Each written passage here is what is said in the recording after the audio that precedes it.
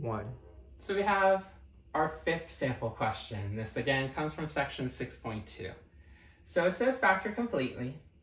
Now some of you might be saying, 1, 2, 3 steps. I know, shortcut. But if you were trying to do shortcut right away, and you're going like, well, it works because there's no leading coefficients. But try to break down c to the 5th. How do you break that evenly? C2 and C3 is not evenly. We're not going to do c with an exponent of 2.5. The reason why you can't go right into our shortcut method is that you have to realize, I have to look for a GCF first. So no matter what, I always said, write down GCF to remind you, oh yeah, I gotta do that first. Let's see, is there a GCF? A for D. Do we have matching set of parentheses? No, so no A. B, do I have the same letter in every term? Aha, they all have C's.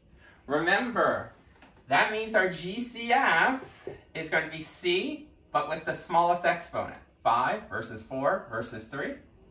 3. To get our leftovers, remember, I have to divide each and every term by the GCF. So divide this by C cubed, C cubed, C cubed. I knew that my GCF is only C cubed because, remember, C, do they all have a number in common? No.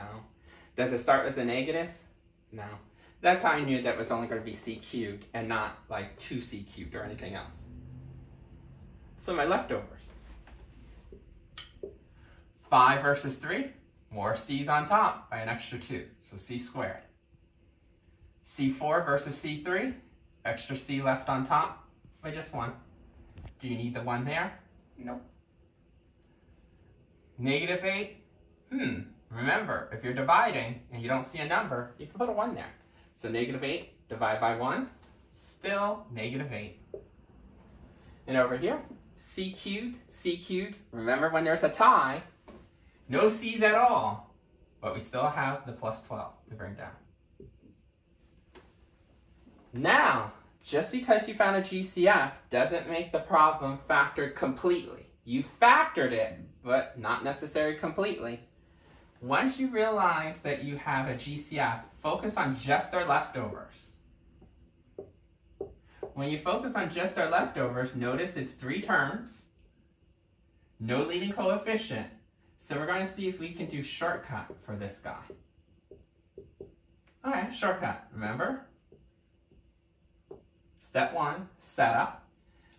C squared. That I can do evenly. C and C. 1 and 1 is 2. That's an even amount.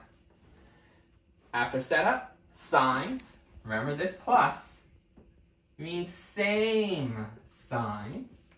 So this and this must be same. Now anytime it's same, we're allowed to sneak in to determine if it's the 2 pluses or the 2 minuses. This guy is going to be the 2 minuses.